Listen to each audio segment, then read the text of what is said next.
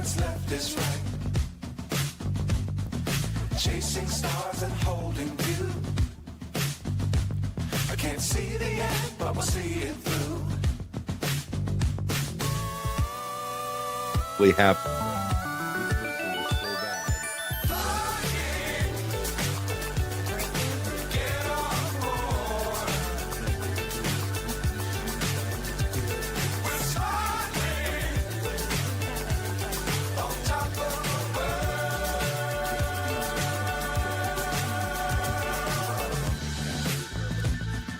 Dangerous times, don't fly too high. saw a little bit of there. Be sure to keep the ground in sight. Fly forever if you keep it tight. Love the world and keep the sky in your mind.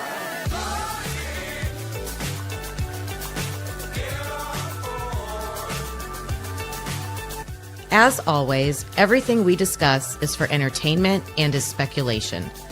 Please like and subscribe, and definitely join our discussion in the comments. If you're ready, let's get into it. Hello, everybody. Welcome back to Typically Unique. I'm so happy to see you all today. I hope you are all staying warm. And please let me know, Skull, you're going to love this. Can you hear me? No, seriously, please let me know how my sound is because I've had to do some things with my microphone and stuff. So curious about that. Today we're going to talk about Skull Gang. We're going to talk about Nancy Guthrie. Oh my goodness. I'm not expecting this to be like a long drawn out case. I don't know why. For some reason, I thought, I guess maybe because she's elderly. I don't know, but it's getting a little weird. So we're here for true crime discussions. So I was looking up updates right before I came on just to make sure I didn't miss anything. And I haven't seen any recent major updates. We're going to get into all the specifics about that case, but yeah. Oh, a heat wave at 30 degrees. Yeah, I know. It's been like 25 around here. And we're like, oh man, it's like almost spring. But I guess the groundhog did not see saw his shadow. So I was surprised he even came out. I'm like, it's too cold. He's not coming out. And we are gearing up for another wave of snow.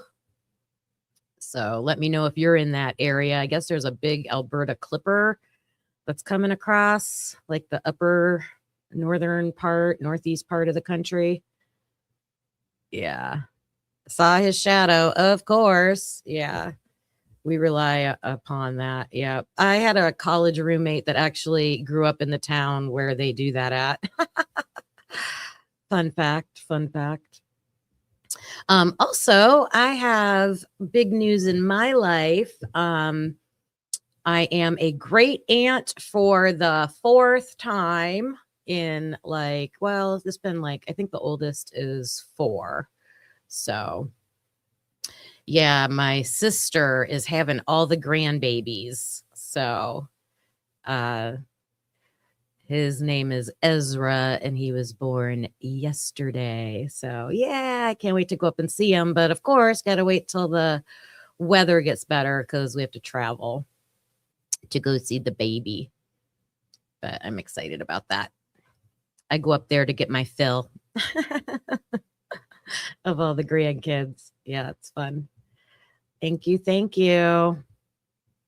All right. So the first thing I did was post a community post when I found out that Savannah Guthrie is an anchor. Is that what she's considered? A co-host on the Today Show. And I used to watch the Today Show. Oh my gosh, I'm going to date myself, but probably back in the 90s. I watched when Matt Lauer and Katie Couric. I loved Katie Couric is how you say her last name. Back then, but I don't really watch TV anymore. I'm always on YouTube. But I have caught clips of her, and she's always with Hoda, isn't she? They're pretty funny together. If they're even still on together at the same time. Like, I haven't watched it in forever, but she seems pretty sweet when she's on there. And I know Savannah was supposed to host or cover the Olympics. And now because of this, of course, she's staying here to find her mom. So her mom, Nancy Guthrie, went missing. She was last seen Saturday night. She was dropped off. So the first thing we heard was she was dropped off at her home Saturday night. She goes to church every Sunday. When she didn't show up at church, her church friends called, I guess, other siblings. So I have recently learned there's at least a sister, and I think her name's Anna. So there's Savannah and Anna, if I have that right. And I've recently found out that it was Anna and her husband that dropped her off Saturday night. And I guess that was like at 9:45 at night. It seems like they're narrowing down the timeline more, because I first heard 9:30 and now I'm hearing 9:45. It doesn't sound good. They immediately said crime scene. So I know that, well, I think before I show the long news clip about recent updates, I just wanted to watch the information, stop and talk about it. The big thing that came out were there were supposedly 2 news stations that received, oh my goodness, what's the word? Ransom notes, kind of like a ransom note.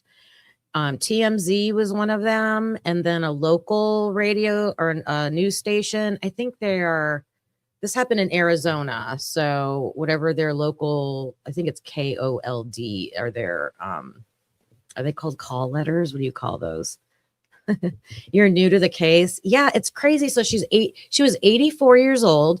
She's home sleeping in her bed. She had security cameras, but wait till you see the footage of like where she lived. Like, talk about isolated. Like, I don't think I could do that. Crazy. But they said it looked like she did not leave the house on her own. And then they didn't know anything, like no signs of her, nothing. She had a pacemaker. I guess the pacemaker stopped connecting. You can monitor them on your like smart devices. Like I didn't know that. And so her family had access to like monitor that, which is really smart, but I guess it stopped connecting at like 2 a.m. that Sunday night Saturday night. Oh my goodness. Sorry. Saturday night into Monday, like at 2 a.m. Sunday. So yeah, it doesn't look good, but there's no signs of her. They haven't found a body or anything. So I wanted to show, I'm going to start with this little clip about the ransom notes first.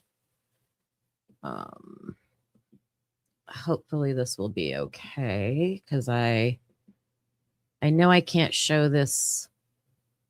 Wait a minute. What am I doing? Hold on. I don't want to show this right from the, oh yeah, there it is. Okay. From their channel, but I kind of edited it a little bit. So cross your fingers. Wait, keep editing. There we go. All right, let's see. We received an email at TMZ from somebody purporting to basically issue a ransom demand. I'm not going to read this, but the top line to it is that they are asking for money, a lot. They are asking for it in the form of Bitcoin, and they are putting or else on this. Right. Now, they also say they do 2 things. You don't want that number. Right. They say two things. They say that that there is an address, a Bitcoin address that that they could send this money to, and then they give a description of something that Savannah's mother was wearing at the time of the abduction, and a damaged item in the house. Both things are clearly mentioned because they want to prove that they're legit. That So they we- have information about something that happened in the house. We We don't know if that is accurate. We have called the sheriff's department.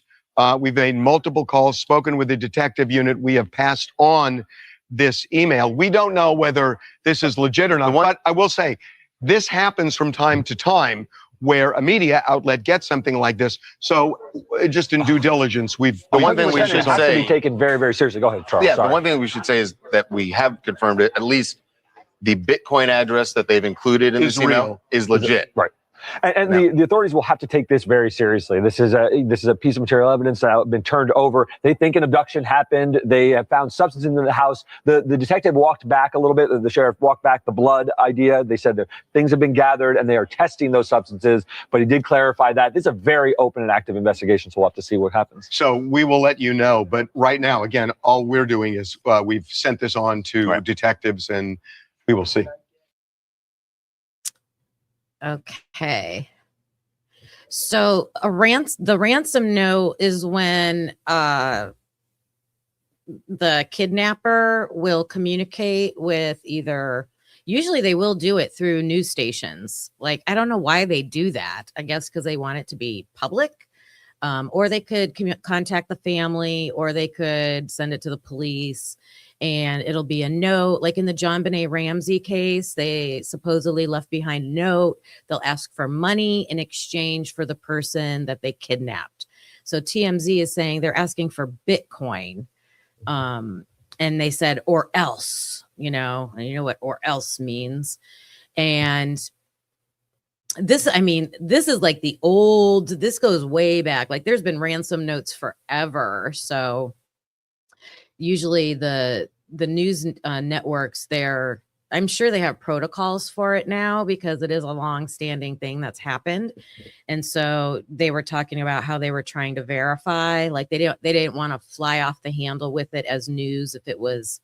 Unfortunately, people will put out fake stuff. Like, that's horrible. Why would you interfere in a case? Someone's looking for their loved one, and you're going to have them waste their time chasing down some fake ransom note. So they were trying to make sure that's not what it was. And so in the note, they said, they described what she was wearing. The sheriff said they didn't know, and I saw in other news outlets they weren't sure what she was wearing because no one saw her go to bed. But they described what she was wearing in the note, and then they mentioned something in the house that was broken. So at first we're going to hear about her having cameras, and the cameras were broken. So I'm wondering if it's that, or since they released that publicly, maybe it's something that hasn't been released publicly. The cops always want to try to hold something back so that if the killer does, or if, the suspect does say something, then they can verify it because they haven't released it to the public. So asking for Bitcoin is interesting. And I wanted to go back. Let me say hello to everybody. Hi, Ro. Hi, Skull. Beach Babe. Hello. I think it was you. I saw someone write a comment. Hi, Cat K. Someone wrote a comment that they thought Savannah was Dr. Oz's daughter. And I was curious about that. Why did you guys think that? You can let me know in the comments. I'd never heard that before. Thanks for joining me today. Smiling Sleuth, Beth Wagner. Hello. Welcome. I think I've got everybody. Make sure you hit that like button for me if you would. Yeah, so I wanted to give a complete overview of the case. Now, I know a lot of people do not like Ashley Banfield, but she's good friends with Savannah Guthrie.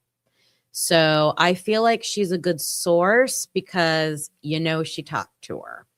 So if you listen while she's giving the updates on the case, so I checked out some other sources. They were all saying pretty much the same thing, but to me, I think she has just a little bit more of inside information because I know she spoke to her. So we're going to watch what she has to say. Let me do this again.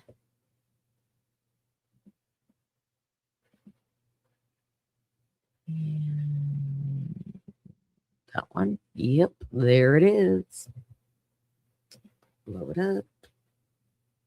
All right. On the kidnapping of Nancy Guthrie, Savannah Guthrie's mother in Tucson, Arizona. I have spoken with a impeccable law enforcement source who has informed me, with his knowledge of the investigation, of some extraordinarily serious pieces of information about this crime scene. I can tell you that. Oh, okay, Beach Babe. Mrs. Guthrie had cameras, plural, at this home, and that they were smashed. You may have heard Brian Enton from News Nation talking earlier and asking Sheriff Chris Nanos a question in the news conference. And again, today, I'm recording on February the 3rd. It's a Tuesday. The press conference that was early in the day, Brian asked the sheriff, the camera on the front of the house is missing. And the sheriff said, we are trying to get into the companies that, are proprietors of this kind of cloud information to get that, and said by today, he did not have that information, did not have whatever was recorded. But I can tell you they are Nest cameras. They are Nest cameras, plural. And isn't that crazy, you guys? This happened, like I said, 2 a.m, Sunday night. It was reported at late morning time on Sunday. The police reach out to the Nest camera people, and we're at Thursday. I don't know if they have it today, but they didn't have it yesterday. And even if they destroyed the cameras, you would think it would capture something because you have to get at the camera to destroy it, unless they were being stealth and coming up from above or something like that. The only thing I know for sure is one of the cameras, I think, was on the front door area. I don't know. I don't think they say exactly how many cameras there are, but definitely more than one. But why the delay? Come on. I always tell Carlos when things like this happen, I would be, if I was the loved one, I would be, Carlos even said, he goes, you'd be staked out at Nest camera. I'd be banging on their door, give us the footage. All right. I see some questions. Oh, perhaps they're just saying that. Could be. They don't always like to tell us everything. That's true. They have backup battery in case you unplug it. Yes, usually if you have batteries in there, but it sounds like they were destroyed, they broke it, so it wouldn't work. Wasn't working.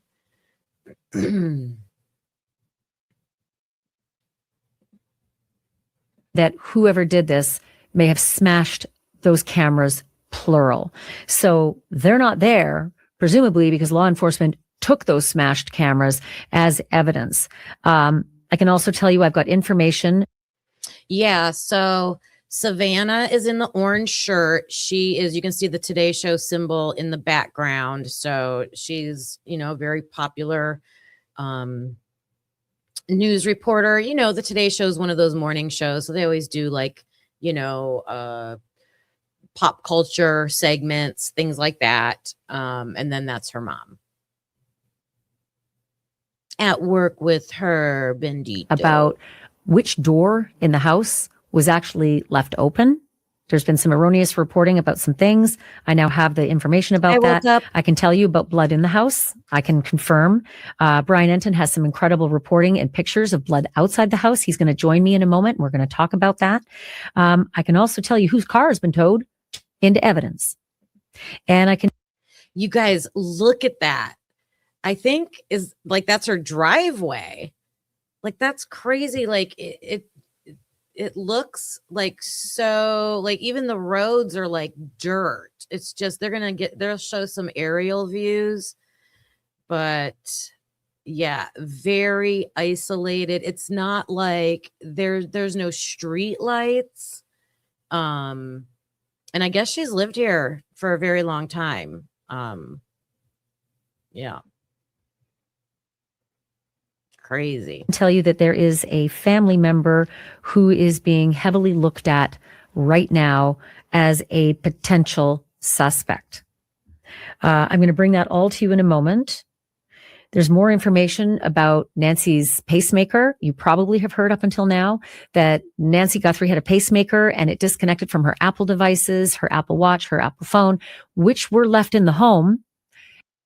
Look, you guys, the front step at about 2:00 in the morning. And that is a significant time. And I will tell you why, that it is extraordinarily instructive to this investigation in terms of narrowing to a window. I'll explain why in a moment. Don't think that the pacemaker stopped working because she died. That's not it. The separation of Bluetooth between the things that the pacemaker was linked to, the Apple Watch and the phone. When they get out of range, you take your AirPods, you walk out, you leave an air tag behind, you get a notice, you're disconnected. That's more what this is about, but the timing of it is specific to narrow down the investigative window. So I'm going to get into all the details of all of these little pieces of information that I told you, because I've just touched the tip of the iceberg, but I also want to get you up to speed on all the information that came out today,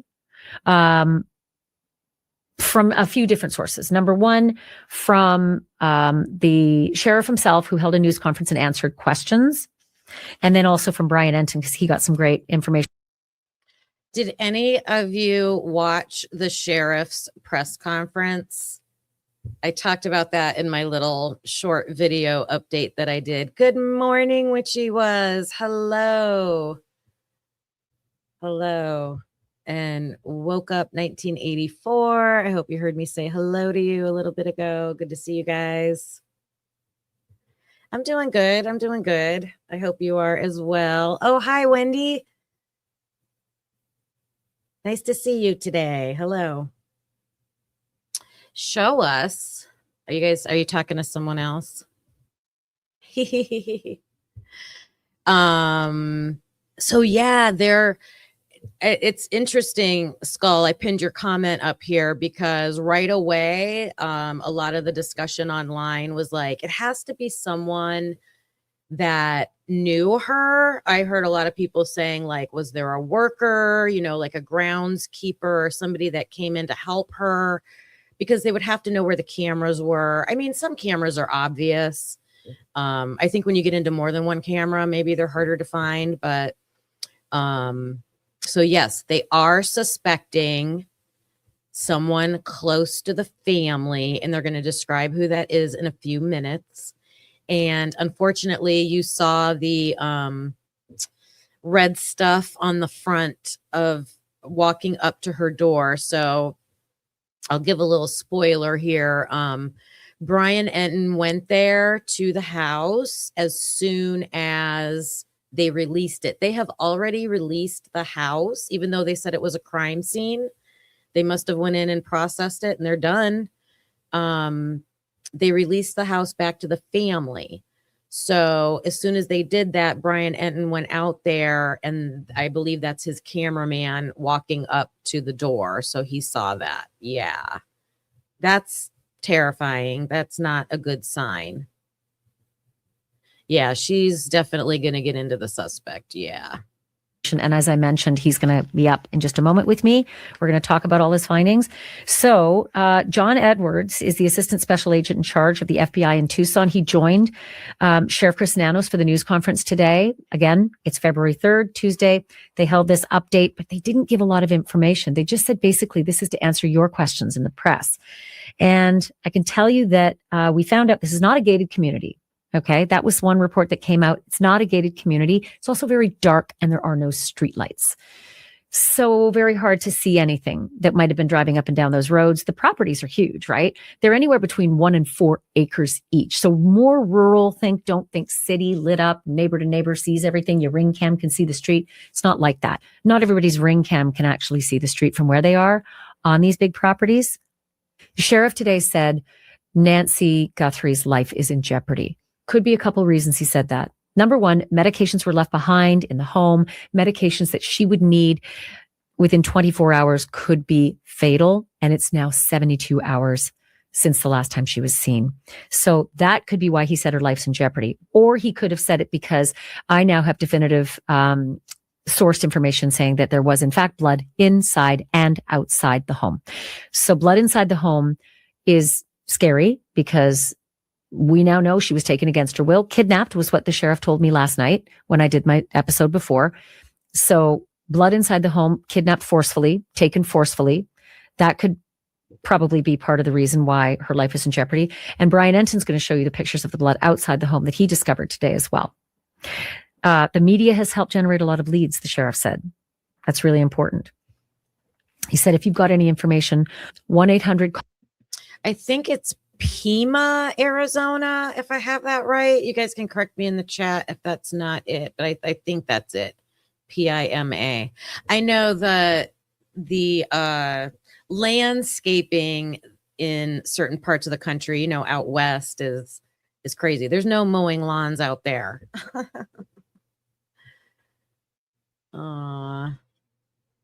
Oh yeah, the meds, her needing that medicine. Oh my God. That would just add. I mean, the family members, like poor Savannah, they're already stressed out enough. And now, she already has a medical issue that she needs this medication for. Desert landscaping, yes, with the cactuses. Call FBI. 1-800-CALL-FBI. If you know anything, even if it's tiny, the tiniest thing can lead to the biggest pretty. thing. Sheriff has said it's been helpful. They do not know what she was wearing when she was abducted, when she was kidnapped and taken from that home. They don't know if there were one or more kidnappers. Any indications she's still alive? Sheriff said no idea. Can't tell you that. Is there a threat to the public? We were a little confused by the answer trigger before. warning with the red stuff. I think what he was trying to say was that we feel like this is an unusual circumstance. We don't think that this is going to be a serial kidnapping or whatever else has happened to Mrs. Guthrie, but there's someone out there that did this. So yeah, the threat is out there. He's not going to go as far as they did in Idaho early on and say there's no threat to the public, because Brian Koberger was out there for, over 6 weeks and he's a threat to the public, but it didn't feel like that. It didn't feel like there was no threat. It didn't feel like there was a big threat. So take that the way you will. Were there any valuables taken, ATM cards? Sheriff would not say. Yeah. Sheriff wouldn't say, was there forced entry? I can tell you definitively there was absolutely forced entry. The pacemaker information, they didn't want to talk a lot about it, but I will tell you, my reporting, my source says that the 2 a.m. separation, when the pacemaker stopped responding to the devices it was connected to, the Apple phone, the Apple Watch, that is the... Look at that. Look at that scenery right there. Wow. That's crazy.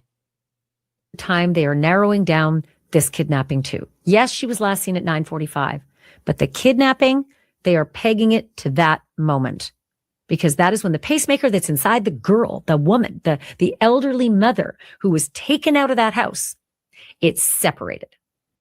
Look at the pools. They're beautiful. That's like what I noticed right away. And so that is what they are now narrowing the disappearance time down to, according to my law enforcement source with knowledge of this. I mean, and just having those mountains right there, like that's Beautiful, but could you imagine how dark that is at night? Just like pitch black at night. Investigation. Pacemaker separates 2 a.m. That's when they believe the actual kidnapping happened. The house was turned back over to the family yesterday after. They haven't said, I haven't heard anything about the relationships. We might be able to speculate in a little bit based on what they say about the current suspect.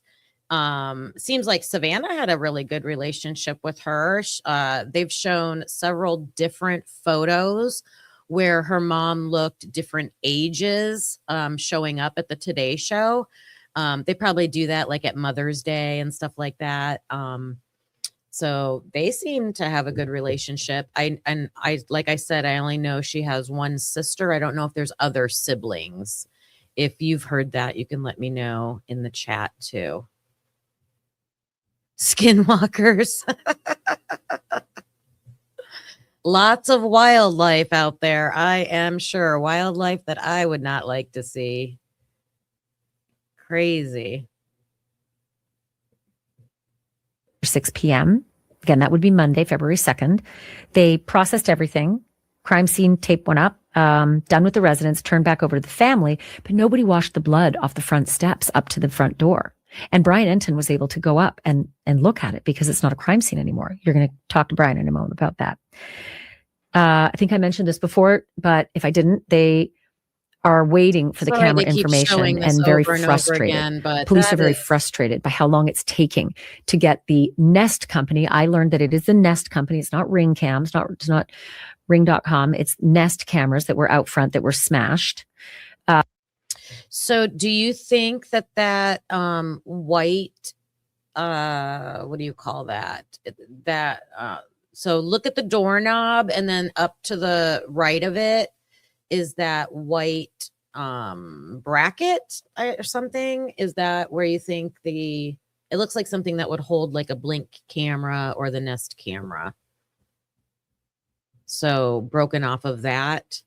Usually those, if you have a doorbell one, it's just a rectangular box that, slides on or screws in on the front door. Yeah, that's what it looks like. Nest is owned by Google. Yes, come on. Can we call them out on here? Do better with getting that. Well, like you said, maybe they do have it and they don't want their suspect to know that they have it. That could be interesting.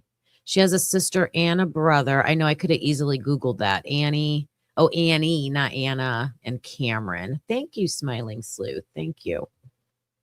Yeah, slides on.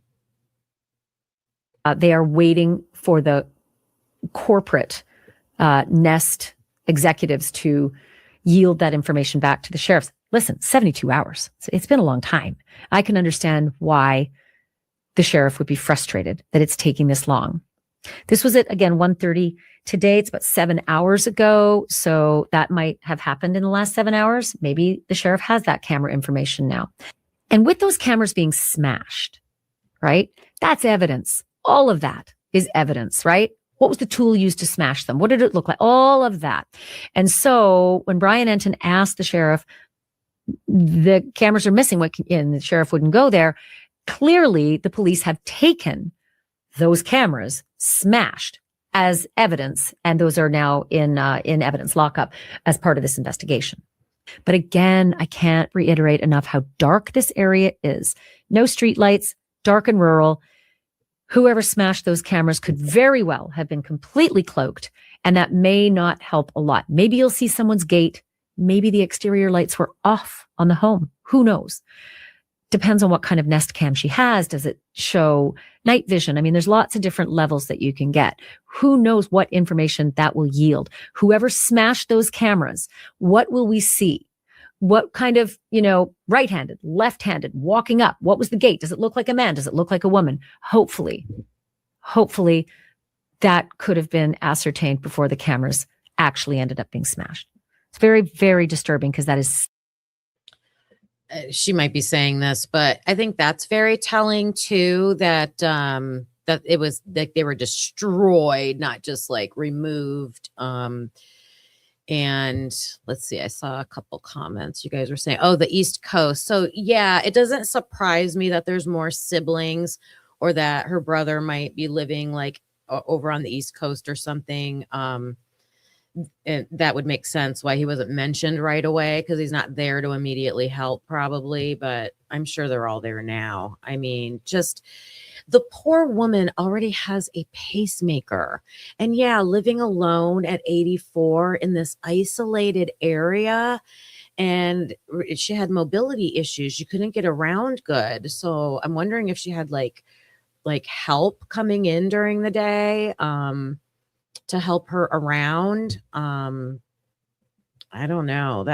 But like to already have that that heart condition, and then someone breaks into your house in the middle of the night. Oh my gosh. Daily contact. Yeah.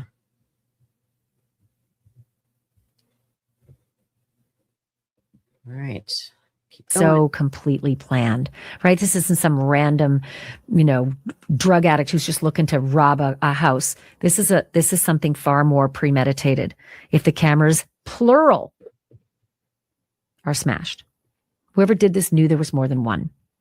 I am going to have all of this for you in exquisite detail in just a minute. I do have to just tell you this. I have sponsors that make this podcast possible.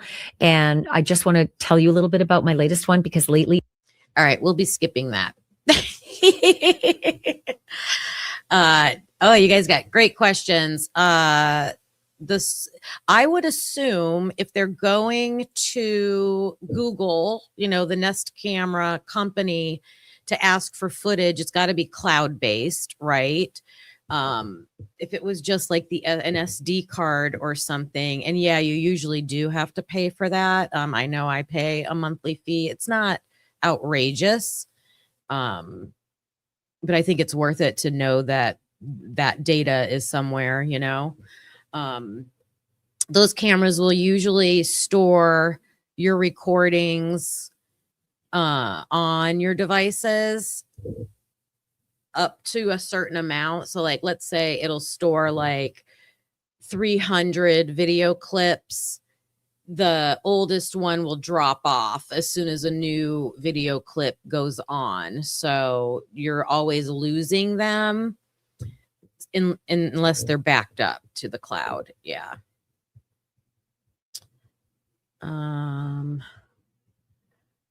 What did Ashley say? I'm not sure what that was about. Yeah, definitely a large home to be living in by yourself. But I guess, if you own it, those are always big decisions you have to make as you get older. Am I gonna stay in my family home because I love it, or am I gonna move somewhere that's smaller and easier to manage? I know we've had those discussions. Yeah. All right, let me skip past this part. Her chips or whatever she's getting sponsored by. Not until Thursday, February the 5th. Today's the Tuesday, the 3rd. Unless. Oh, she was talking about, I believe the sheriff made a comment a couple days ago that he would not be doing a press conference or not giving any updates until Thursday. So she was kind of speculating on like why that would be, not expecting any updates, or I don't know, like that. But I think that's what she was talking about. So today, hopefully there should be a press conference. Warranted unless something happens. Something happened today when Brian Enton was standing right outside in front of Nancy Guthrie's house that was unique and interesting and may have been information tipped. I'll tell you that in a moment, and I'll show you the pictures from the sky. There was a chopper up ahead. So I'll tell you that in just a moment. But it was super fascinating that the sheriff wouldn't confirm blood evidence, but Brian Enton confirmed it outside, and I have confirmed it inside. There was blood inside the home. There was blood outside the home. So let me get to some of Brian Enton's amazing reporting as well before I give you a little bit more of what my law enforcement sources told me, especially about the prime suspect and the car that was towed. That's very, very distressing. Brian Brian also learned about forced entry into the house, and he learned of the 2 alleged ransom notes. We're going to talk at length about that. One went to TMZ, one went to a local TV station in Tucson. We have thoughts. Lots of people have thoughts. The sheriff has some thoughts, apparently. But I'll talk to Brian about that in a moment, and I will read for you what those are. I'm also going to tell you this, that the sheriff was concerned enough that he put out a statement with a QR code. Okay? Let me read this. Sheriff said, "We are aware of reports circulating about possible ransom notes, plural. It's ransom note, parentheses S, so a note or notes, regarding the investigation into Nancy Guthrie. We are taking all tips and leads very seriously. Anything that comes in goes directly to our detectives who are coordinating with the FBI. We encourage anyone who may have information, any information or tips to share via this QR code." So he answered the question too during the press conference when he was asked about, were there ransom notes? Has anybody reached out to Savannah Guthrie or her family? Who takes an 84-year-old woman? What's the point? It would seem like they'd want something. And he didn't say no. He just said the same thing that you just heard. We're looking at all leads. So they may have looked at the TMZ lead right before that press conference, and they weren't ready to say whether they thought it was legit or just some hoaxer.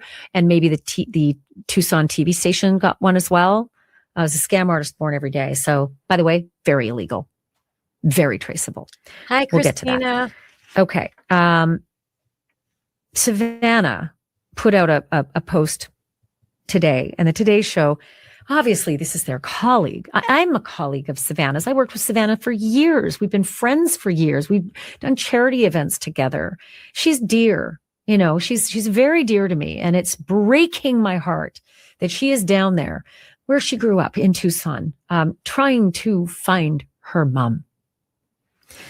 And she gave the Today Show a statement about where they stand at this point. This is how the Today Show aired it.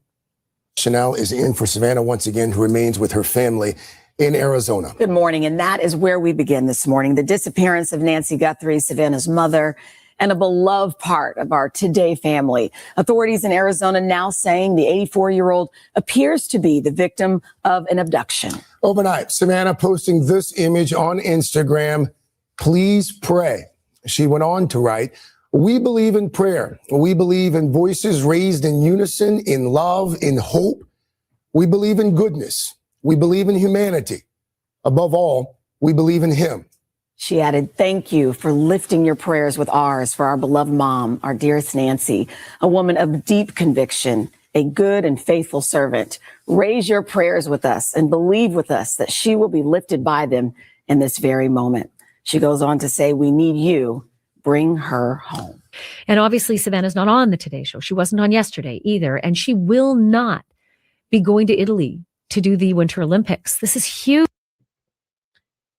You guys, I've been so out of it. I didn't even know the Olympics were starting. So we always watch the Olympics.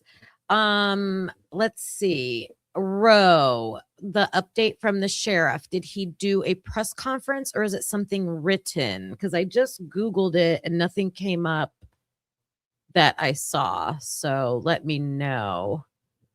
Are they, let's see, if you're in Arizona, are they earlier time than the East Coast?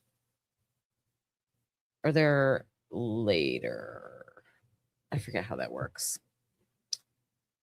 Let me know. I'm going to keep playing this. Huge for Savannah. This is every 4 years. It is one of the biggest assignments. The amount of prep that it takes to do the Olympics. Okay, it's weeks and weeks and weeks of work. And she is not going. And someone is going to have to take her place and get up to speed and cover for her. But how heartbreaking that is that she's not going to be able to do that. And she will not be at the Winter Olympics at all for that coverage. Helicopters showed up above Brian Enton while he was doing a live report today, above Nancy Guthrie's house. And it was the sheriff's helicopter. And there was a guy hanging out of it.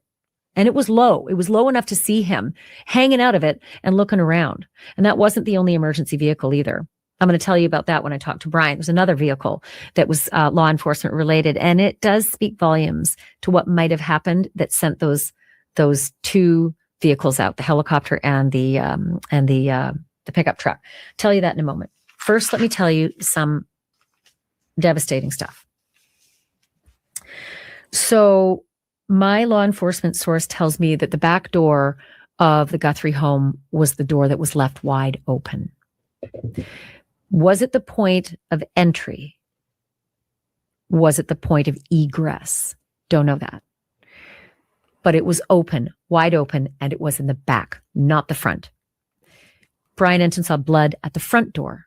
So did a struggle happen at the front door? Was there a doorbell rung at 2 a.m.? Why was the back door open? A lot of questions there. But the back door, according to my law enforcement source, was left wide open. I told you already, 100% blood inside the house. My law enforcement source told me that police have now towed and impounded the vehicle belonging to Nancy Guthrie's daughter, Annie Guthrie. This is important because you've heard that the last point of contact with Nancy Guthrie was when she was dropped off by her daughter at 9:45-ish at night on Saturday night. So Annie Guthrie, and possibly her husband as well, Tommaso Cioni, were the last people to see her at 9:45 at night, Saturday night. Sunday morning, 11 a.m., church members reached out to the family. Hey, your mom wasn't in church. Not normal. She's always there. What's up? Family member goes over, calls family member or members, goes to the house, calls 911, and the investigation begins. But they have towed Annie Guthrie's car. And there is some connection to Annie Guthrie's car and Nancy Guthrie's son-in-law. That would be Annie's husband, Tommaso Cioni, age 50, from Tucson, Arizona, married to Annie P. Guthrie, Savannah's sister. And my law enforcement source tells me that Tommaso Cioni is the prime suspect in this case. Again, Okay, I have to tell you guys. Okay, so first of all, that's weird. I mean, I guess it's not surprising. You always have to look at, number one, the last people to see the victim alive, right? So it was this guy and his wife, which is her daughter, Nancy's daughter, Annie, married to this guy. They drop her off Saturday night. Okay, so you always look at the last people to see them alive. And their inner family, right? So they would know the ins and outs of the house and all of that. So he's like their suspect right now. They took their car into custody. So that's going to be interesting. Now, I think Ashley is saying his name wrong because I looked this guy up, okay? And I'm going to share something with you about him after she talks about it. But I think his name is Tommaso Cioni. And Ashley's putting the O with his last name. She's calling him Thomas Ocioni. What I found was Tommaso Cioni. Okay. Yeah. Look at those eyebrows. Like, look, I mean, yeah, I know we can't, we can look at somebody and go, oh my God, they look like a creep. But good morning, Lucy. Good morning. Anybody else sneak in here on me? Let's see. Yeah. Jay Nutso one. Hello. I see my green folks in here. Christina and Ro and Witchy. I like seeing the green team in here. Hello. All right. Let's see what else they got about this guy. So this is the son-in-law. Law enforcement source tells me that Nancy Guthrie's son-in-law, married to Annie Guthrie, Savannah's sister, is maybe a prime suspect in this case. At the very least, let me tamp that down, because sometimes it's the first person you're looking at, not prime as in there's no one else. Okay, so let's be really mindful of that. Families are always looked at first as well. It doesn't mean right away. Listen, Ed Smart was targeted for weeks as without question somebody they needed to look at.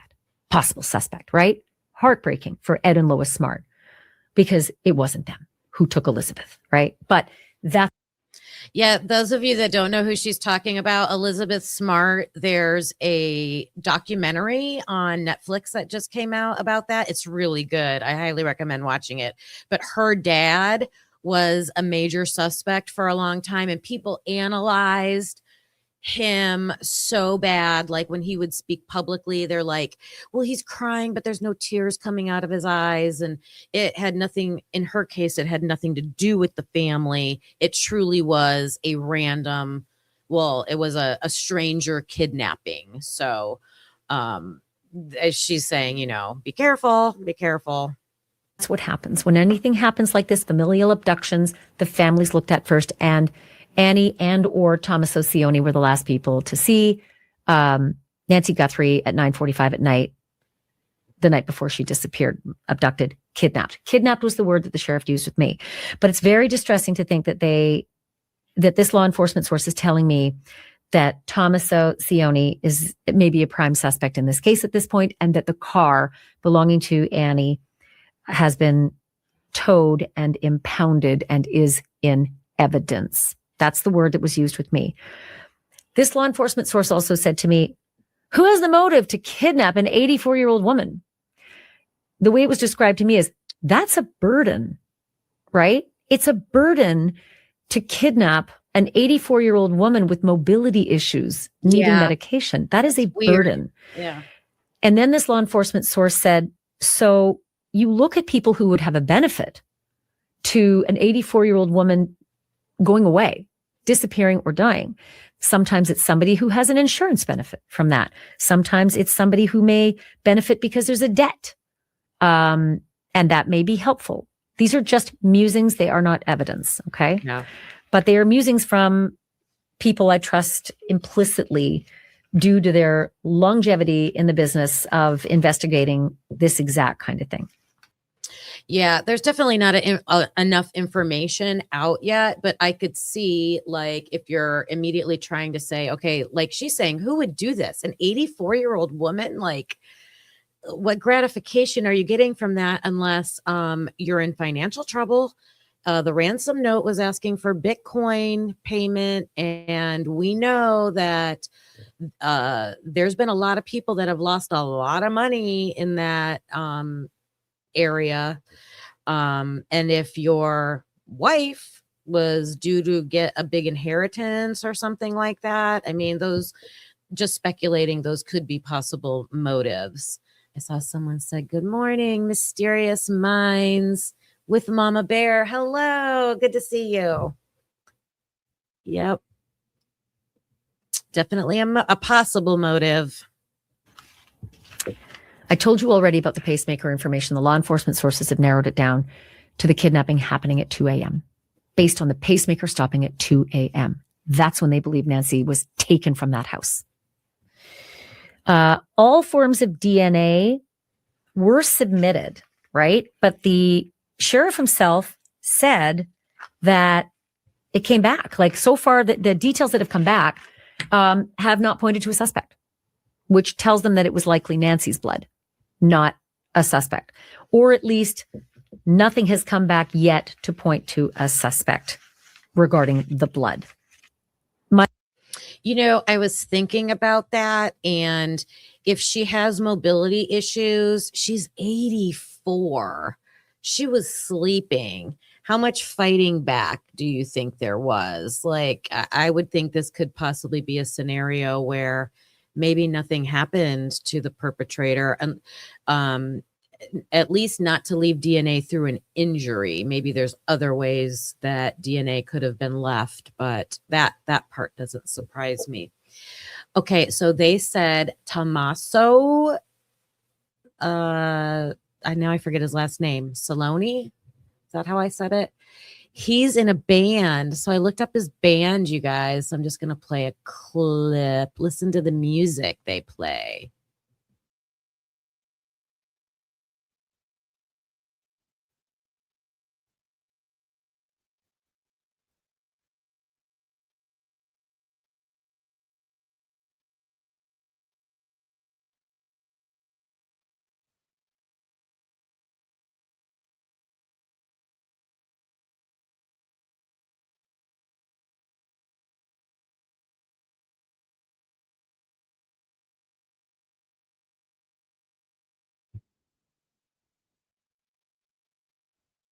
Can you hear it?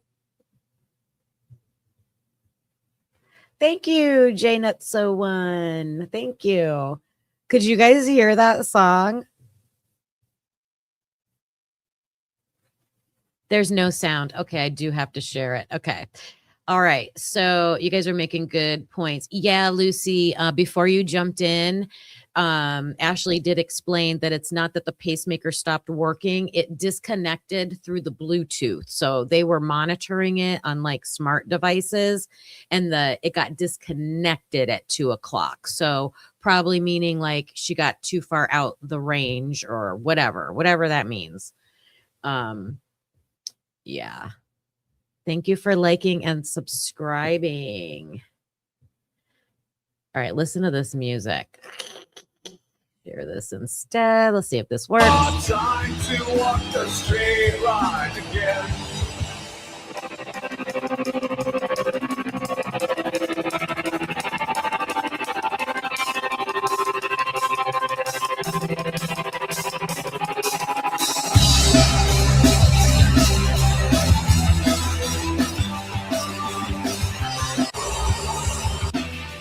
I walk the straight line again.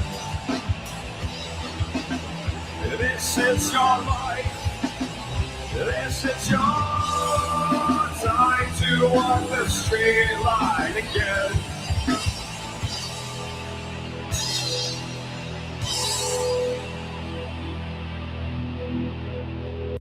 All right, talking about walking the straight line again. And I don't know when that was. Does it say when it was written? Doesn't matter, but that's the son-in-law, you guys. Early Black is the name of their group. So let me go back here. My law enforcement source said that they will be searching every single cell phone ping, the geofencing, all the rest. This source told me that this is someone who knew where the cameras were, somebody who was familiar with this home, this premises, this woman. They knew where the cameras were in order to smash those Nest cameras, plural. Okay. And as far as the TMZ ransom note, my source says that they don't believe that this is real. They think it's just troublemakers trying to insert themselves into this story. Could that change? Yes. Just want to give you a little bit of information on Thomas Osioni, Annie Guthrie's husband, whom at this point, I am told again, may be a prime suspect in this case. He's 50, from Tucson. His bio from a website that's an Italian website, an official Italian website for the Taparulan Society, Cultural Association, the Taparulan Cultural Association, a nonprofit focused on promoting contemporary artists. His bio says, I was born in San Giovanni, Valderno on June 18th, 1975. Since 2006, I have lived in Tucson, Arizona. I write when I have the chance. I study lizards. I play the electric bass. I make homemade pasta. LinkedIn reports that Thomas Osioni is a teacher at Basis Oro Valley School from 2007 until present. Says he's a primary instructor for 6th grade science and AP biology. Reverb Nation, that's a music website, says that he put out an album with a 3-man music group called Early Black. Music is apparently available, but that's all I know about Annie Guthrie's husband, who, again, one law enforcement source, very connected, highly regarded, impeccable credentials, knowledge of this investigation, says that Tommaso Cioni, Annie P. Guthrie's husband, may be the prime suspect in this case, and Annie's vehicle has been towed, impounded, and is now in evidence. Okay, now she's saying his name the right way. You hear, oh, he's a teacher. Like, that's the grade I taught. So you have to be able to connect with those kids when they're that age, because that's like that pre-teenager year. And boy, do their personalities start to come out and some of the attitudes and stuff. So to be a singer in a band, like, I bet the kids loved that. But there have been a lot of true crime cases with some weirdo teachers. So you never know. You can't just say, oh, he's a teacher, you can trust him. Right? Very distressing.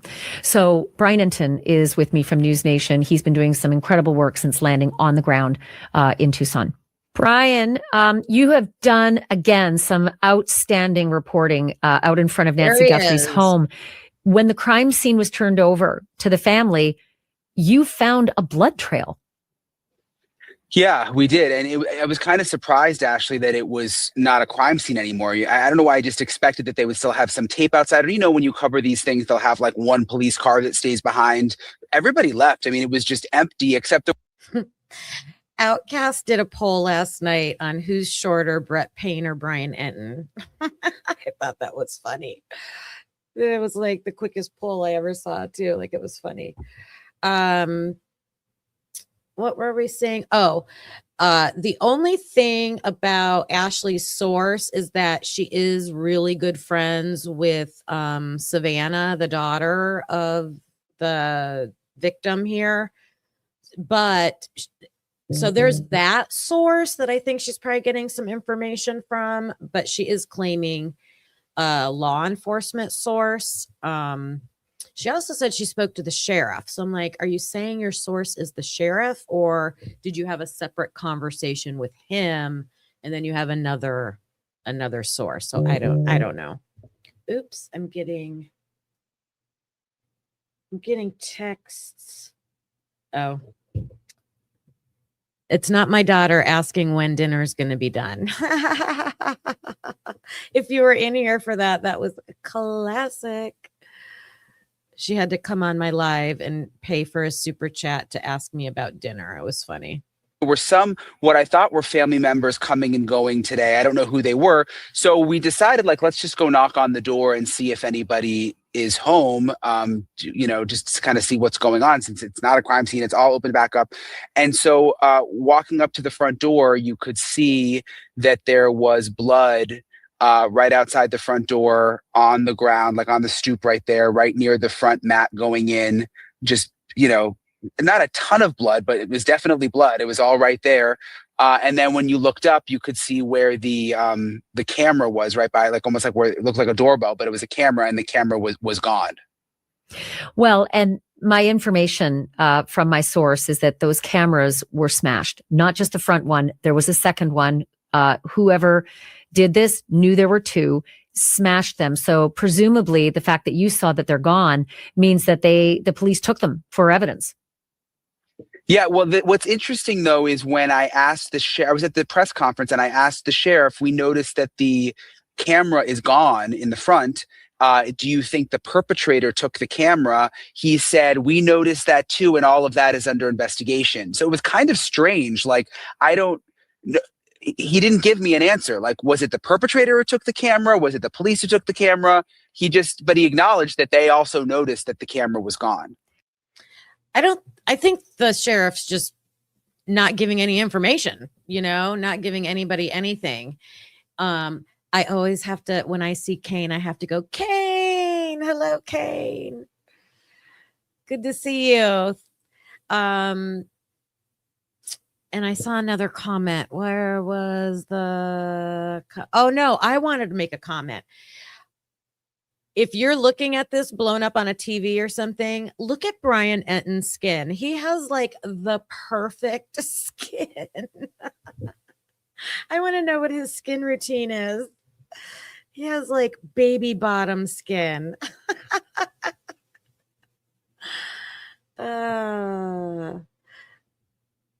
We'll just take this for the information, you guys. We'll just take for what information we can get out of here. Well, I think he's having to answer in real time to, investigative information and evidence that he doesn't want out there, probably.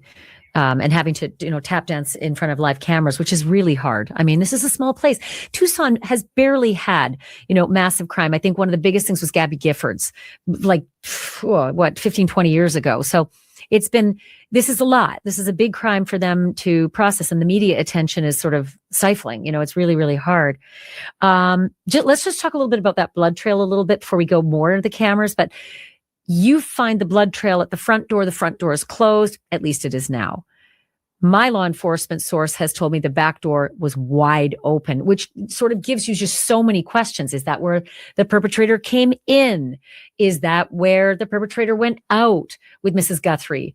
Did Mrs. Guthrie answer the front door at 2 a.m. and there was a pitched fight and that's why the blood is there? Because I think you mentioned the blood doesn't go further out along the stones to the driveway.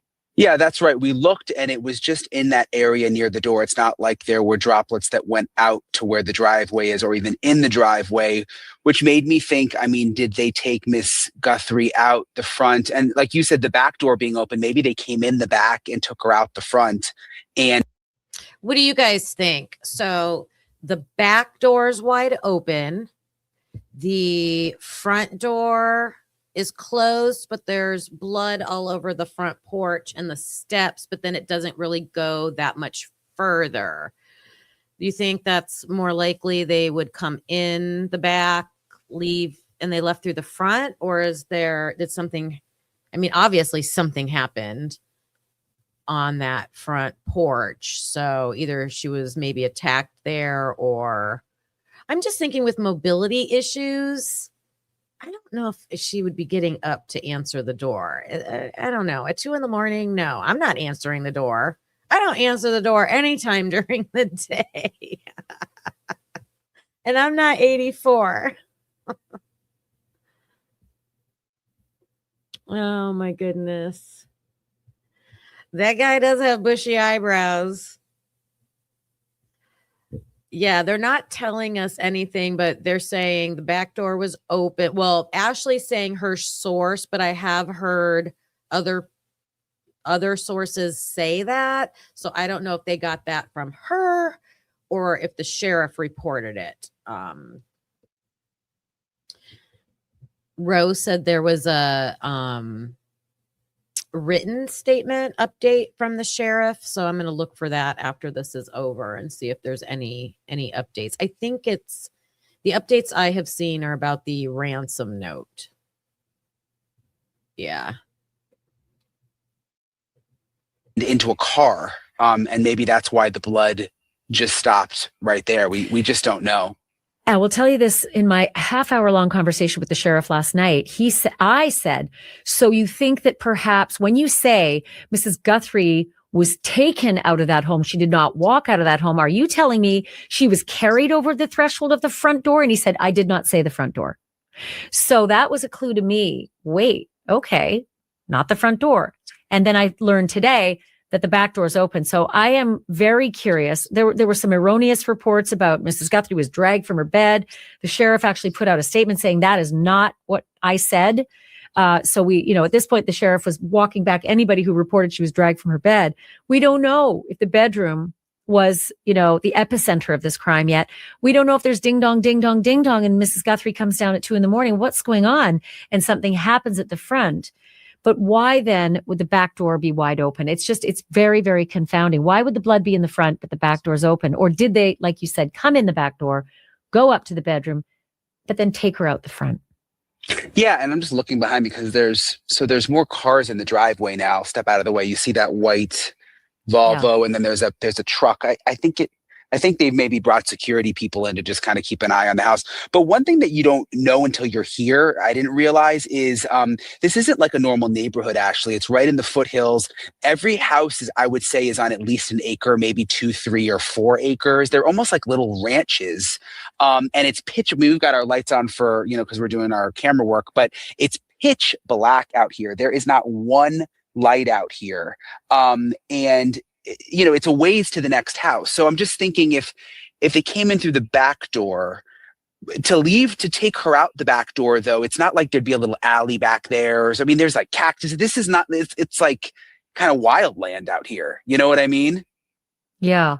But whoever smashed the cameras maybe thought it would be an easier way to get in the back door to smash a camera without being seen, go in the back and then maybe smash the front camera from the inside of the house coming out. Who knows? I mean, but whoever it was, my law enforcement source said they knew there were those cameras and where they were in order to smash them.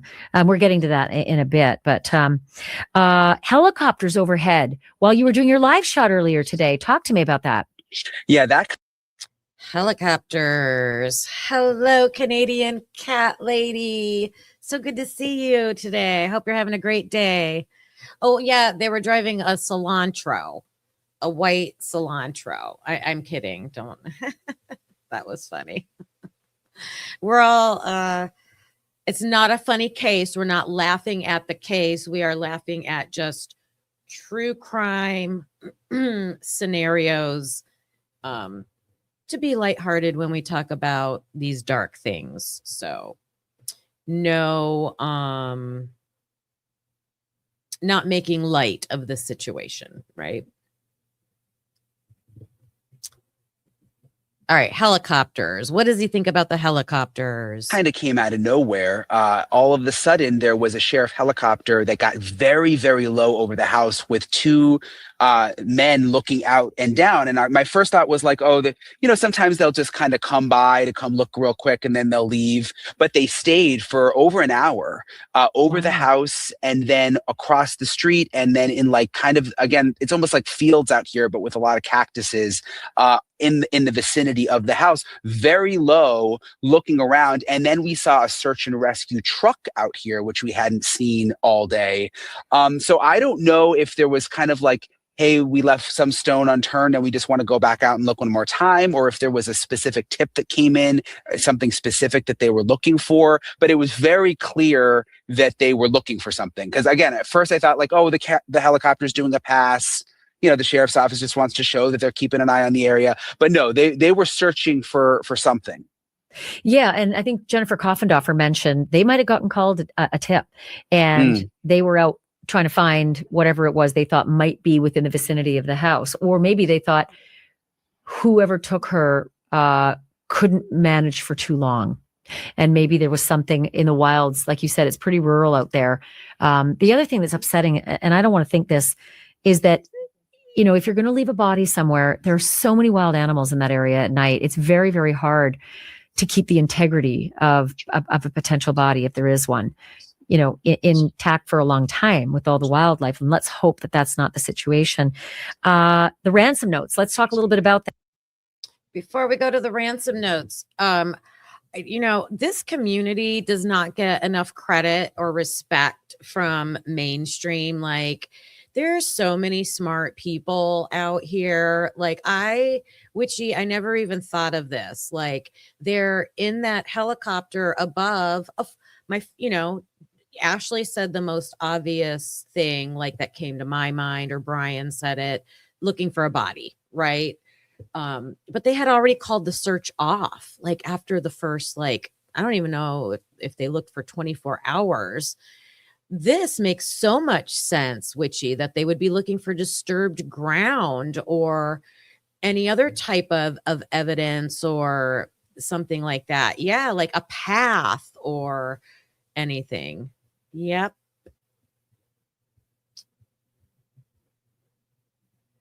We got a lot of smart people. All right, let's find out about these ransom notes. That one to TMZ that was detailed about what she was wearing, details inside the house, and then asking for Bitcoin. And another one to a local TV station. Let me see which one it is. I think it's KOLD TV in Tucson. KOLD, yeah. All right, I have their clip that I want to play for you. I think it's like a short. It's a short. And we are on day 2 of searching for 84-year-old Nancy Guthrie, Today Show host Savannah Guthrie's mother. We are outside of her house right now. As you can see, not really any police presence at the time. A lot of media has come out here. This obviously has just become a national story, trying to find out what happened and where Nancy Guthrie has gone. One new thing, I was out here all day yesterday, but a new thing that we've seen is this sign saying, "Dear Guthrie family, your neighbors stand with you." And that's just what this neighborhood has shown.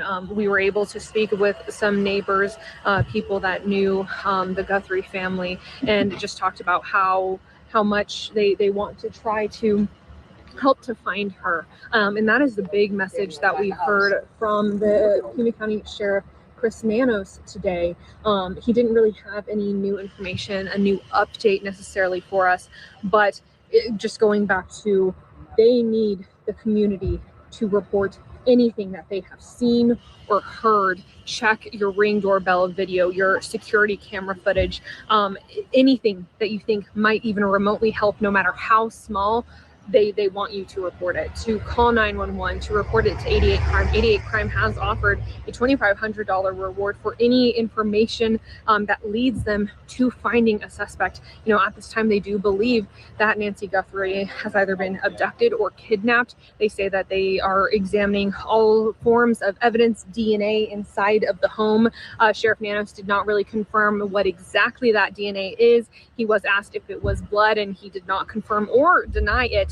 It was also asked if there has been a ransom demand. At this point, though, he said that they are looking into hundreds of leads that he says, you know, was a result of how national this story has become. But they are just asking to continue to get any and all information that people may or may not have. Hey everyone, it's Renee Romo, and we are on day 2 of searching for 84-year-old Nancy Guthrie. All right. So that was interesting to see the sign that the neighbors had left. Like, that's sweet to know that they're there for the family. Another great idea, witchy, like, of course, they're looking into the people that know her right away. But if it is a stranger, like, how are you picking out this isolated house in the middle of all these other houses that are out there? Someone mentioned, did she meet somebody online? Someone said, like, pool guy. Did she have someone taking care of her pool for her? She's not cleaning that thing. Like, that's a hard job. I'm thinking housekeepers, you know, any nursing that might have been coming in. But if it's a stranger, like, yeah, were there estate sales in the area or anything like that? Good ideas, great ideas. They, you know, my law enforcement source says he's not putting a lot of stock in that. There's a lot of crazies out there that want to insert themselves. But what are you hearing from where you are? Yeah, so you mentioned with the TMZ note, we learned that in the note there were some specifics about what Nancy was wearing and then specifics about the inside of the house, but we don't know if those are true. I mean, like, that was just coming from TMZ. We don't know if it actually, you know, is going to check out with what she was actually wearing. Yeah, like TMZ got it. Like TMZ got that. And it was an email, by the way. In an email, right? Exactly. Yeah. But is it just some, you know, lunatic who's going to be traced and charged? You know, that, and also the sheriff said that they don't know what she was wearing. So how could you know, anyway, that's part of the idea here, is that emails can be traced. Yeah, they can be traced. I don't know. I think the whole thing is a little weird. Like, why would the kidnapper reach out to TMZ? And then I noticed that TMZ, Harvey Levin, was saying they were having a hard time getting in touch with the sheriff initially, which I just found to be kind of strange if the sheriff was taking it that seriously. But the sheriff's office did put out a statement later saying, acknowledging these and saying that they were investigating. Yeah, there it is. And when I was at the press conference earlier, we asked, have there been any ransom notes? And I thought it was interesting. Again, the sheriff didn't answer the question. He just said, we're looking into every. And yesterday he was much more open, Ashley. I mean, you had him on your podcast. He was all over the place. He was answering every question. He was kind of like hard to follow it sometimes. I'm like, he was talking about his gut feeling about things. And I'm like, is it really what he's saying actually factor? Anyway, but today he was much, much more careful. Yeah. And obviously, like I said before, they're a little bit new at this. I mean, they don't get this kind of stuff going on in this rural area in Pima County. But, you know, upsetting just to think that somebody, if it's true, may be trying to insert themselves. Let's get to some of the other breaking stuff that my source told me that's just kind of blood curdling. Okay. There was a great question. Oh, why was the son-in-law suspicious? Because I think the only thing we know that's been said is because the daughter, he's married to the daughter, and they are the ones that brought her home that night. That's the only thing I know. right now. I mean, I'm sure the cops might have another reason. Like we were thinking if there is a ransom, like was there financial trouble? Like that's just speculating. But the only thing we know for sure is that he was probably with the daughter dropping her off. Yeah, no outsider came into that area. Like you really got to know, in my opinion, where I wouldn't be driving out in an area like that.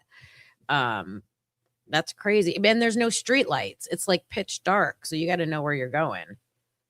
Right? Unless you're following your Waze or your GPS. Yeah. Is it confirmed that he was with Annie at dinner? Is that where they were supposed to be Saturday night? I'm sorry if this was said. I'm like reading chat, listening, like all of that. Did they say they took Nancy out to dinner Saturday night? Did I miss that? Okay. I don't know if that was confirmed. The last I heard was that they weren't sure if he was with her dropping them off.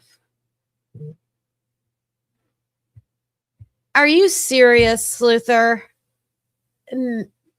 Savannah's husband? Who is she married to? Because she's still got her maiden name. I don't know who she's married to. Oh, maybe. There's all kinds of crazy theories. Who knows? That they did indeed find blood inside the house. You found the blood outside the house. The confirmation from my law enforcement sources that there was blood inside the house as well. And that they have towed Annie Guthrie's car. Annie Guthrie being Savannah Guthrie's sister and the last person to have dropped Mrs. Guthrie off at 9:45 the night before, but that they have towed and impounded her car into evidence. That is sort of the ground shook when I learned that. That's interesting because we had heard that the FBI was at the sister's house, the Savannah sister's house earlier tonight. I hadn't heard the towing of the car, and I just kind of assumed like they were over there talking to them, trying to get more information about, what was going on in Nancy's life in the days up to this. But yeah, the towing of the car, I'm trying to sort of wrap my mind around the reasons that they may have done that. I mean, I guess I can understand. I'm trying to think of all the reasons why it's not a big deal. And right. It's the last person to have seen Nancy Guthrie. My law enforcement source says, who takes an 84-year-old woman with limited mobility? It's a burden for the kidnapper to do so unless someone has a vested interest in gaining something from it, like insurance benefits or a family debt that needs paid off, anything like that. This was just the musings, not the evidence of this investigator. But the other sort of earth-shattering information that this source told me is that Nancy Guthrie's son-in-law, Annie's husband, Thomas Ocione, is now maybe considered prime suspect in this case. Wow. Yeah. So I haven't heard the most, like I said, the most I heard was that the FBI was at their house earlier today. I haven't heard that at all. I don't know much about them. I mean, I think they were the last ones with her, right? On Friday night. Two reports, that Annie dropped her off or that Annie and Tomaso dropped her off. It's a little unclear, but this law enforcement source specifically pointed to her car being towed, impounded, and in evidence, and the son.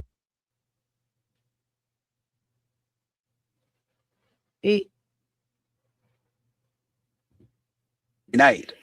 Two reports, that Annie dropped her off or that Annie and Tomaso dropped her off. It's a little unclear, but this law enforcement source specifically pointed to her car being towed, impounded, and in evidence, and the son-in-law, Tomaso Cioni, age 50, may be the prime suspect in the case. Okay, so this is from yesterday. So we're watching something from yesterday, so there could be updates. But as of yesterday, they weren't sure. Well, they weren't telling Ashley. Her source wasn't telling her if they both, because the police have to know that. They talked, especially if the FBI was at their house. They know if Annie, the daughter, and her husband, Tommaso, both took the victim, Nancy, home or not. We just are not sure of that unless that comes out today in an update. Okay. Well, and it would make sense even if they hopefully did absolutely nothing wrong and this is their mom, and it's like makes your heart hurt. I mean, I feel terrible for everyone in the family, but it would make sense that they don't want to leave any stone unturned. So even if investigators are thinking like, we don't think these people had anything to do with it, but the fact that they were the last ones with her, she was in that car the night before, like maybe they're just going to check everything regardless. And that, my source said there's a lot of familiarity. This kidnapper had a lot of familiarity with this home, with the 2 different Nest cams that were smashed. And, that they said an 84-year-old woman with limited mobility is not an easy person to kidnap. There has to be a benefit in some way. You think about a break-in. No, you've caught me breaking into your house. Now you've seen me. Well, you don't typically kill someone and take the body or take the live person with you. That's not usually how a burglary that's foiled ends. It's far more complicated and odd. The mystery is more. It just takes you in a different direction. Your thoughts, anyway. The other thing is that my source said they are obviously looking at all cell phone pings and geofencing to find out what was in that neighborhood. This is the kind of thing that, trips up just about anybody. It may have tripped up Dr. Michael McKee in the Tepe murders. He left his phone in the hospital, but the car was seen. Brian Koberger shuts his phone off right as he's leaving and puts his phone back on right as he's returning home, right around the times of the murders. These are things that some people just don't think about. Yeah, and it's not just phones. I was talking to a FBI agent who just retired actually from this area earlier, and he was reminding me that it's iPads, it's like all sorts, it's iWatch, it's all sorts of electronics now. Yeah, that can track you. And he was emphasizing to me that is the number one thing that the FBI is doing right now, and that they can literally like narrow it down in such a way through the cell phone towers to who was right in this area, and then try to follow through the AT&T timing advance records or whatever phone company she used, timing advance records that they can get, but they can't get, but they won't tell us that they can get because they can get it. Oh my goodness. It always comes back to the Idaho 4, doesn't it? Just always comes back.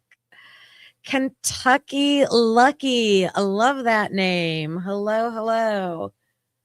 That hour on Sunday it took. Let me see what you got here. I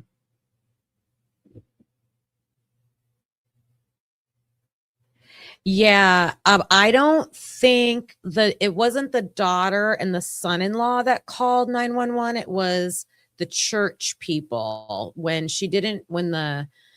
the victim, Nancy, didn't show up. I'm calling her a victim because she's a victim of kidnapping, at least right now.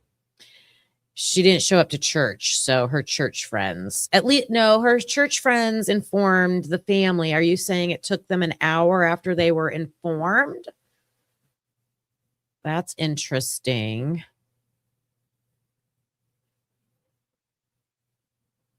Oh, so they showed up to the house. I see what you're saying, Kentucky Lucky. You're saying they showed up to the house to check on her, and then it still took them an hour to call 911. Oh, I have to look for more information on that. I didn't see that.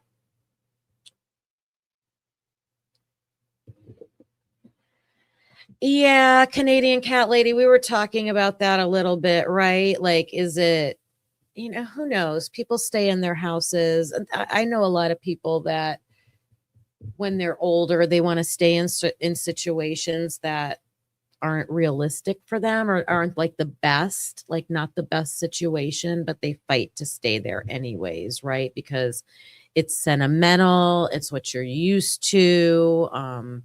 I could see that. I see that a lot. Based on the report, is that the new update that they did? An hour after they got to the home. Wow. That's crazy. Yeah, that's suspicious. And I have a feeling they have an awful lot more.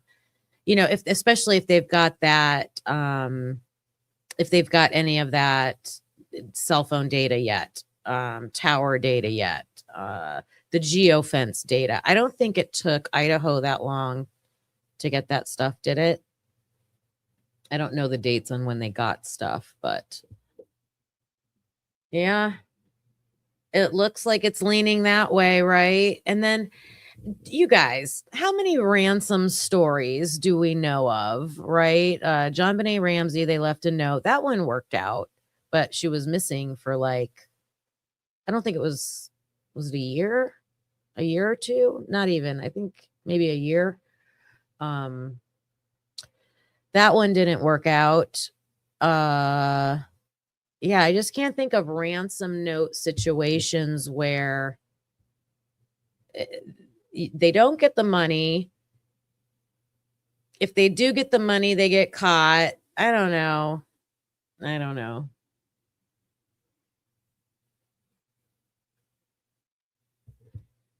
Oh, I see, Witchy. Yeah. I think they would do that anyways, like call Witchy's talking about that they were calling all her friends and everything. See if they knew anything, right? What do you know? All right, we're gonna finish this. Let's see what their final that thoughts device, are. and he thinks that's really what's going on behind the scenes right now.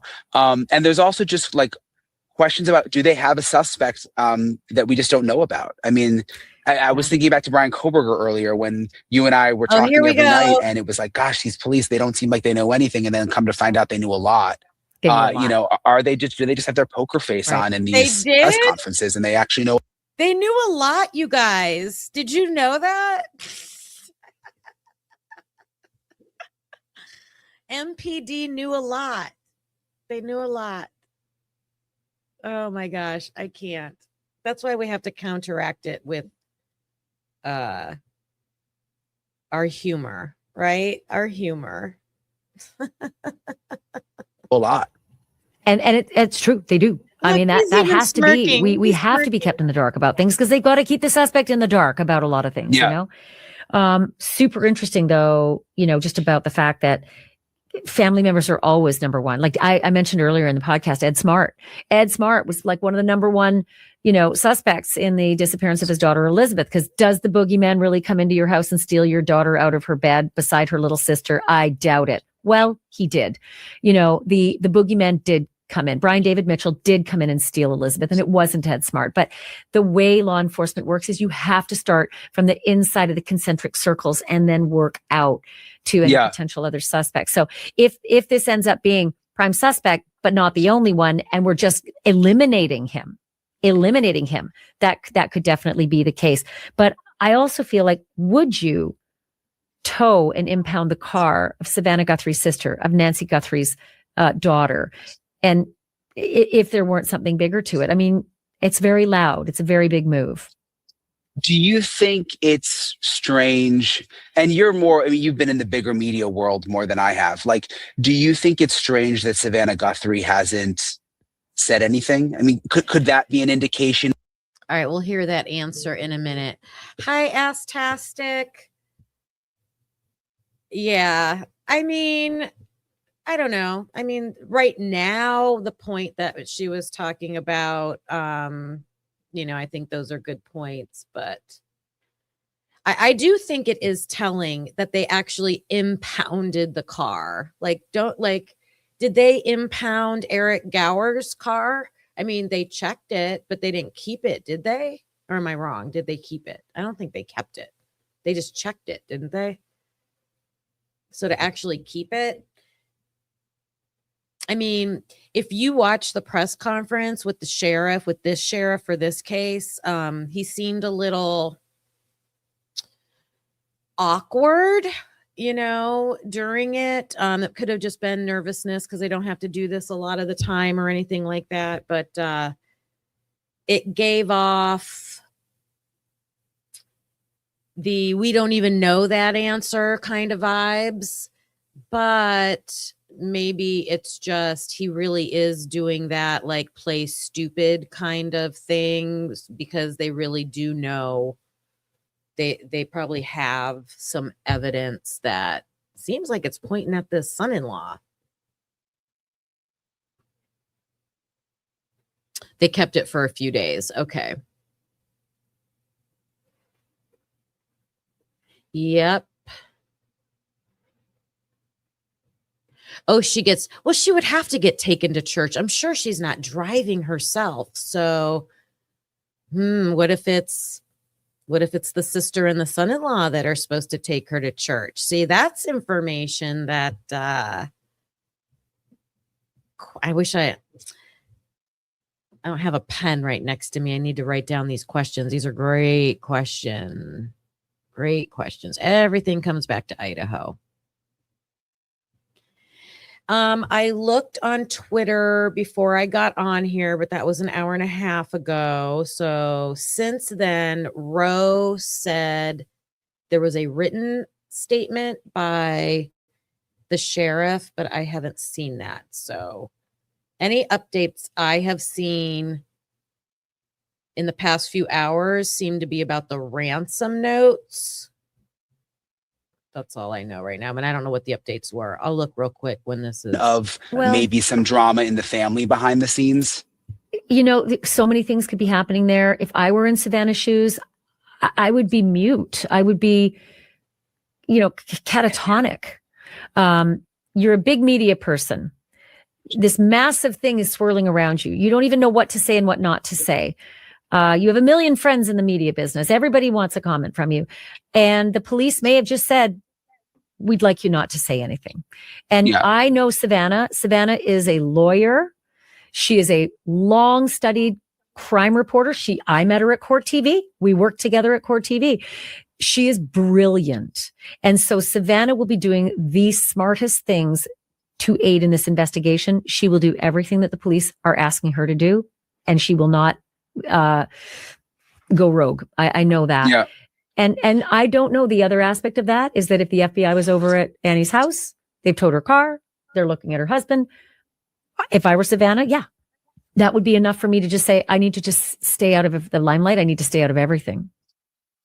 Yeah, it makes sense. I was just wondering about that because how would you handle that, you guys, if your brother-in-law is the one they're looking at and you're Savannah? Oh my gosh. I think I would lock myself in a room with him, and it would be the interrogation of a lifetime. What do you guys think? Oh, hi, Brandon.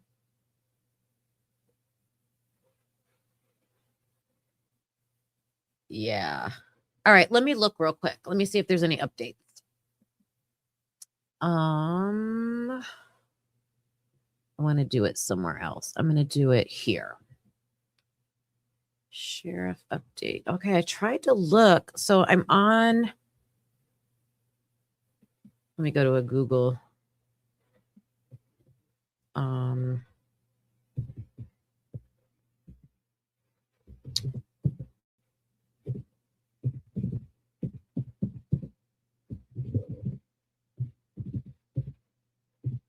There is supposed to be a press conference today. I don't know when, though. News.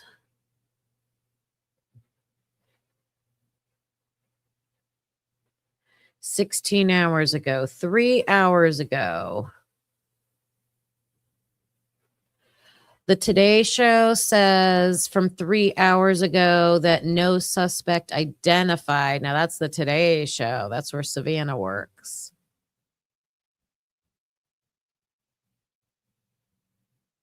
Three hours ago. Okay, let me see what this says.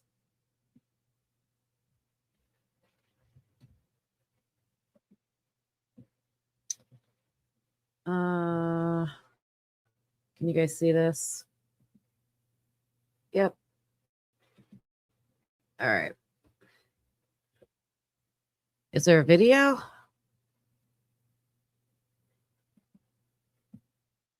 can't make it bigger. Oh, I probably can't show this.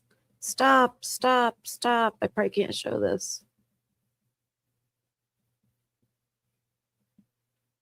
Sorry, guys. I can read it. Okay, this is about the ransom note. Let's see. Investigators have not yet confirmed whether the two similar notes are legitimate, but the sheriff in Arizona's Pima County said Tuesday he was absolutely not dismissing them. When the note comes to us, it's like any piece of evidence. The sheriff's name is Chris Nanos. And he's just saying, if you give us any lead, we are going to look into it. Whoops. Meanwhile, investigators are examining evidence that could speak to the timeline of the disappearance of Nancy Guthrie, who authorities believe was taken against her will from her Tucson area home over the weekend. Her pacemaker last sent a signal to her iPhone around 2 a.m. on Sunday. Her iPhone was left in her house.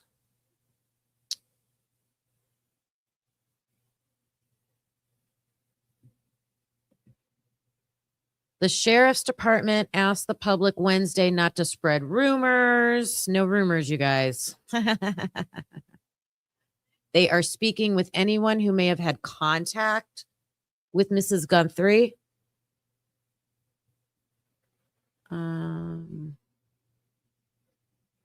We already talked about TMZ.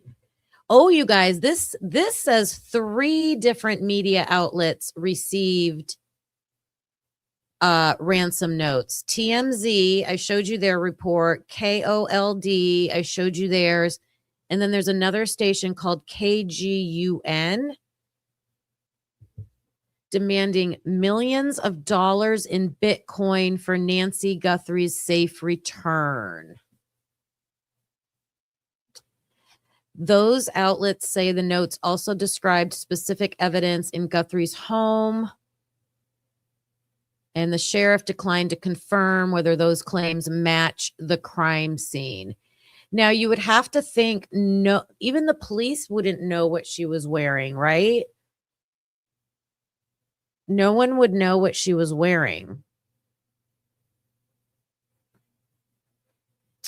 The sheriff, let's see. In response to a request for comment, the sheriff's department to a statement posted on X on Tuesday. Okay. I don't know. That's all.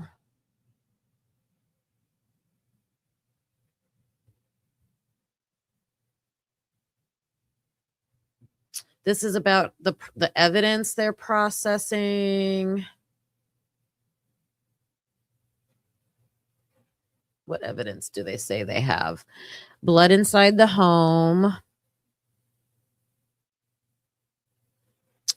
There were signs of forced entry. Okay, I wasn't clear. I wasn't sure about that. So there are signs of forced entry. Her phone's at home. The pacemaker stops connecting with the phone because she probably got too far away from it.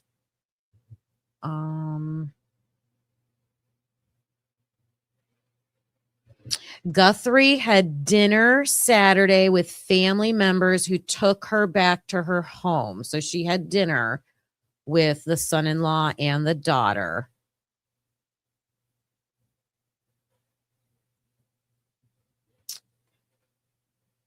You know, that's interesting. If that same daughter and son-in-law are the ones that are supposed to bring her to church, if they're the ones that are supposed to bring her to church and they don't bring her and they also didn't call 911, I don't know. There's something there.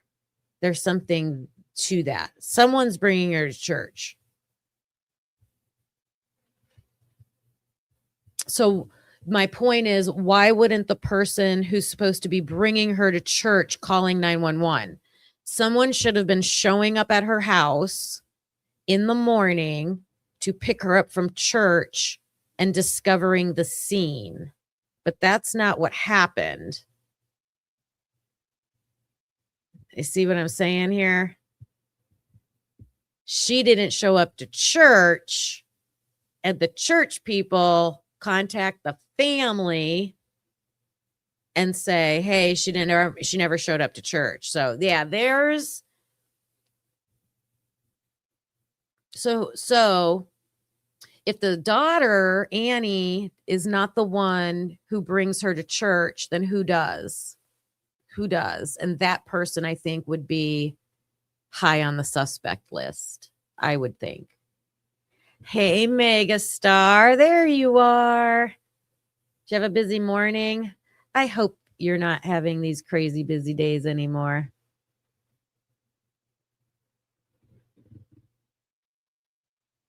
Yeah, Brandon, they were in helicopters. Did you see that? They were searching in helicopters, and we were saying they're probably looking for disturbed ground, which he was pointed that out. Disturbed ground, tracks, tire marks, any other kind of evidence, things like that. All right, so now I'm going to be looking for information of who was supposed to bring Nancy to church. Who's supposed to bring her to church? Doesn't she have a car? I thought she still drives. I don't know. They said she had mobility issues. So I don't know, like pretty significant ones, I thought. Like she has a hard time getting around. Not that she can't get around by herself, but just she drove herself to church. I know, Meg. I know. Always busy, always busy. All right. So I guess my theory's going nowhere with that. If she drove herself to church. Okay. Didn't it say up here?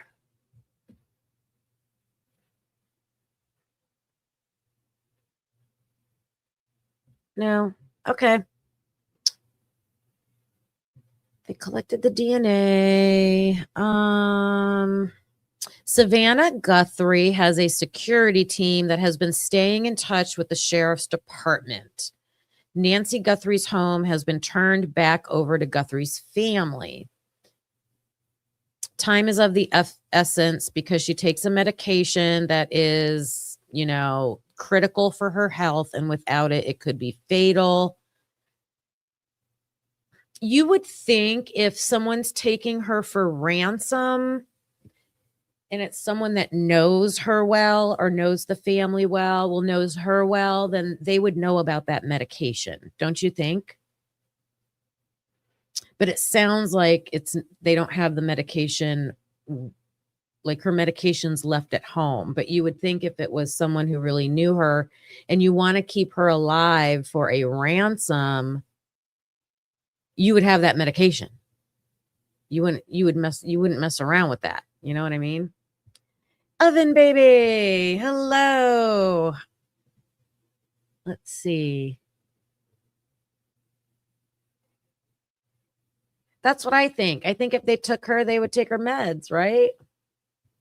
I know, Meg. I hate to think about that.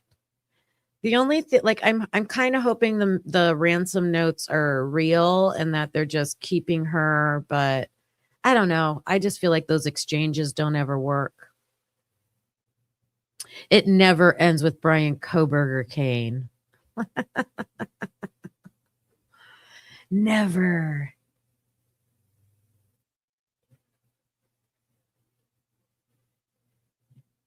They said the Ring camera was missing. Hi, is it Vicky's 197? They actually said they were Nest cameras and that they were destroyed. Did you see something contradictory to that?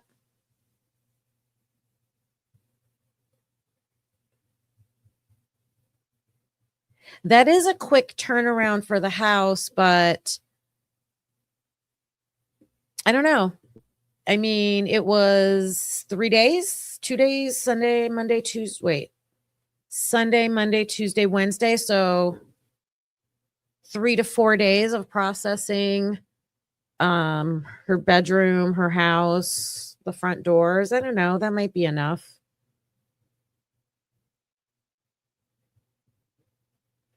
Thanks, Skull. I know, like, it's,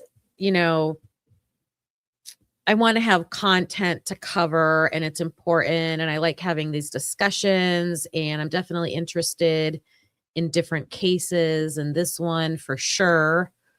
It's also nice to just get together and hang out, isn't it? I love seeing everybody and meeting new people in here. Yeah. Ass-tastic is on the green team. Jessie Lynn is on the green team. Hello, hello. Yeah, they sure did take that car.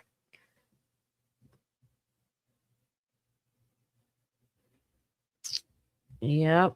All right, let me take this down. There we go. Woo.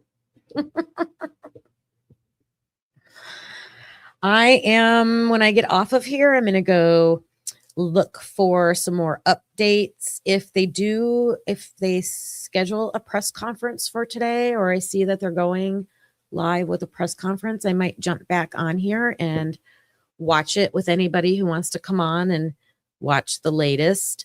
I do have some videos that I'm dropping. If you're interested, I took screenshots of all of the essays that Brian Koberger wrote, and some of them were upside down. I turned them around. I brightened them so that I could like physically read them. Like I couldn't even read them. And I made a video where I'm reading the one about his thoughts about plea deals and the unjust high incarceration rates and prosecutorial misconduct. That's coming out probably later tonight. I'm still editing it. It's probably going to be about close to half an hour. It's not that long. And I've got some walk and talks that I had to pre-record. I'm going to be dropping those probably beginning of next week. And I plan on doing more lives for sure. I miss you guys. Keep Nancy Guthrie in your thoughts and prayers. That poor lady, if she is holding on and in a horrific situation, sending energy out is always a good thing to do. And I'm going to go dig for some more. I'll get some more details. Like I'm going to take notes, make sure I have the notes written down so I know absolutely for sure what I'm reporting to you. And enjoy the rest of your day. Be happy, stay positive, and be kind to people. That's my new mantra. We're going to be happy, positive, and kind. So I hope you can do that. Make someone else's day today and have all that positive energy come back your way. So that's what I hope for all of you guys. But I'm going to get off here for now, and I will be back if there is a press conference today. Yep. Have a great day, everybody. I'm sure I will be seeing you in other lives in the chat, and I'll catch you back here next time.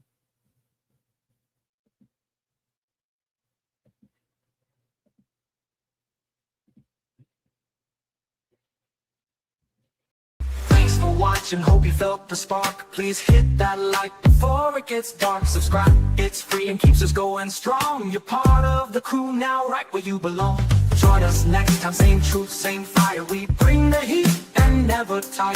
We're typically unique and proud to be a husband and wife in podcast harmony. That could be unique, yeah, that's you and me.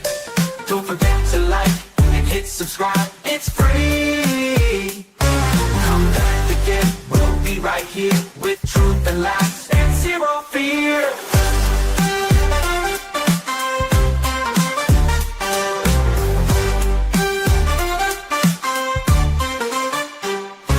We don't always agree letting it flow. We dig deep with crack jokes, we call it like we see. If that's your vibe, you belong here with me. We don't always agree, but that's the show. One love, two minds, letting it flow. We dig deep with crack jokes, we call it like we see. If that's your vibe, you belong here with me. We don't always agree, but you felt the spark. Please hit that like before it gets dark. We dig deep with crack jokes, we call it like we see. If that's your vibe, you belong here with me. Thanks for watching, hope you felt the spark. Please hit that like before it gets dark. Please hit that like before it gets dark. It's free, it keeps us going strong. You're part of the crew, now right where you belong. Join us next time, same truth, same fire. We bring the heat and never tire. We're typically unique and proud to be a husband and wife and proud to be a husband and a wife in podcast harmony. Yeah, that's you and me, that's you and me. Don't forget to like, hit subscribe, it's free. Come back again, we'll be right here with truth and laughs and zero fear.